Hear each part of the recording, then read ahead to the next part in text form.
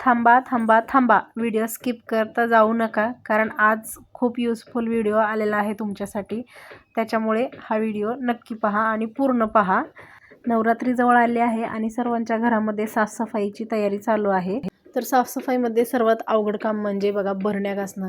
तेलकट चिकट भरण्या ज्या असतात त्या घासणं खूप कठीण जातं सर्वांसाठी. तर त्याच्यासाठीच मी इथे एक सोप्या पद्धतीने भरण्या साफ करण्यासाठी एक ट्रिक आणलेली आहे. तर त्याचा व्हिडिओ आपल्या चॅनलवर अपलोड झालेला आहे. तर व्हिडिओ सर्वांनी तिथे जाऊन नक्की पहा. खूपच कमी वेळामध्ये आपल्या भरण्या साफ होतात. कमी मेहनत आणि कमी वेळामध्ये आपल्या भरण्या स्वच्छ होणार आहेत. त्याच्यासाठी हा व्हिडिओ जाऊन सर्वांनी नक्की पहा. खरंच खूप यूजफुल होणार आहे व्हिडिओ तुमच्या सर्वांसाठीच हा.